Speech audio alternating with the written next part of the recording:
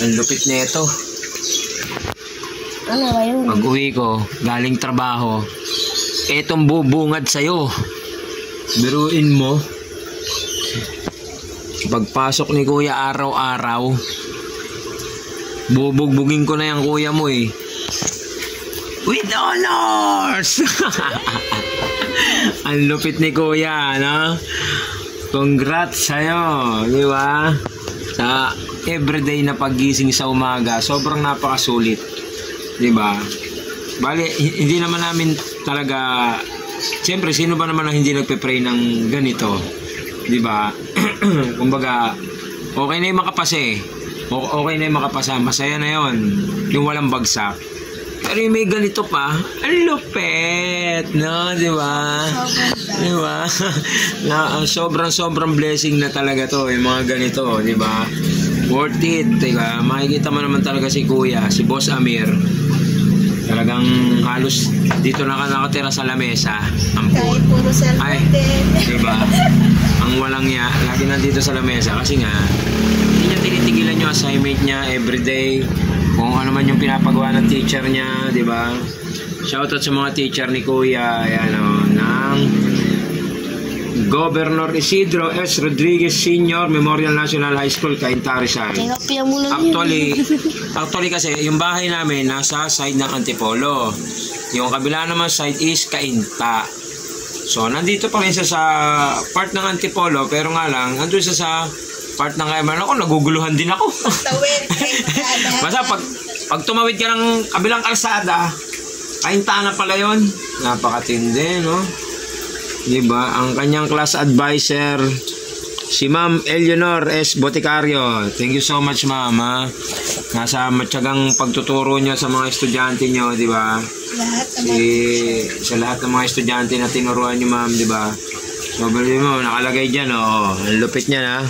Certificate of Recognition. This certificate is proudly presented to Vladimir E. De Guzman for being an academic excellence awardee with honors po. First quarter pa lang naman to, guys. Ayan, o. Sa first quarter. Sana, di ba, tuloy-tuloy hanggang fourth quarter, hanggang finals. Pero, di ba, hindi natin pinipilit si Boss Amir na maging ganon. Pero, di ba, sabi ko nga, sabi nga ni Daddy, makapasa lang is masaya na. Di ba? At least may award. Dito sa ganito, may certification, sobrang blessing na talaga, guys, di ba? Diba? Kaya nga sabi ko nga, kapag may OT sa trabaho, nag-OT si Daddy, pambao. Diba? Worth it ang paggising ng umaga, worth it ang paghahanda ni Mami ng baon, diba? Napakasarap. Diba? Hindi ko sinabing masarap kainin to, napakasarap tumanggap ng ganito. Diba? Talagang nakaka-proud din yung tinatawag na proud parent. Sobrang nakaka-proud talaga. Napakatindi ni Kuya, no? Kala ko, puro Facebook lang ang alam eh. Puro ML, mga gano'n. Joke lang. Diba? Kasi more on, diba? Actually, siyempre siguro, yung paggamit ng cellphone, sa pagdisiplina ng magulang din naman yan eh. Wag na ito, advice ni Kuya Brian, wag natin pabayaan yung mga anak natin na, kutya, ang ilang oras ang pasok sa school, 6 hours, 5 hours. Tapos yung cellphone, 10 hours. Ano yan? Joke? Diba? Sige masama. 2 hours sa cellphone, 1 hour. O, pahinga na muna. Gawa ng assignment.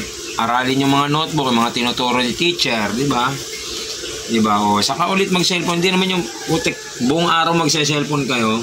Hindi kayo makakatanggap ng ganito. Ayan. Diba? Wait for me na lang. Wait. Diba? Hintayin nyo rin yung vlog ko para kay Francesca. Kay Mayora, ha? Kay Cheska. Kasi niyayabangan ako eh. Mahilig siyang humingi sa akin ng extra baon. Kapag mataas ang grades, pagka gusto daw niya, may extra baon siya. Pag may honor siya, may pinapabili. Hindi naman ako nagtatrabaho sa paggawaan ng pera. Diba? Kaya sabi ko sa inyo, nakaka-proud, proud daddy, diba? Napakalupit. O, ayan o. O, ayan o. Kay Kuya talaga yan. Actually, Yung card kasi is pinipicturean lang yon, hindi siya binibigay siya is sa alam ko finals na ganon. Line of 8 nga lang sa Oh, English. di ba? Line of 7. kumbaga fourth quarter na binibigay ang card. Ito napakalupet oh. Oh.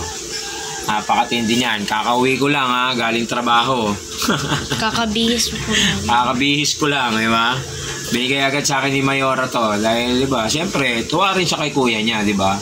Kung ano yung award ng isa, dapat matuwa lahat, di ba? Hindi pwede yung kahit walang award, kahit sino yung walang award, kung sino may award, dapat masaya pa rin, di ba? May award o wala, pumasa, masaya na yon, di ba? Di ba? Thank you so much guys sa inyo. Kaya sabi ko sa inyo, sa mga bata dyan, galingan yung mag-aral, ha? Sabi ni Kuya Brian. Di ba? Malay nyo, may mga regalo ko sa mga batang mga laging nag-with honor. Di ba? Pagka sumahod na talaga si Kuya Brian. Sa YouTube o sa page, lagi ko sinasabi sa inyo yan. Hindi ko makakalimutan yung mga bata na nagla-like at nagpapalo lagi sa YouTube ni Kuya Brian at sa page, ha? Pag may honor kayo, dalhin nyo lang yung ganito nyo sa akin, ha? Huwag pa muna ngayon, nakananto ko, wala pa akong sweldo sa sa YouTube, ha, di ba? May maliit na regalo si Kuya Brian sa inyo. Basta may ganito, ha? May hero certification, ha? Yeah, thank you guys. Ay na.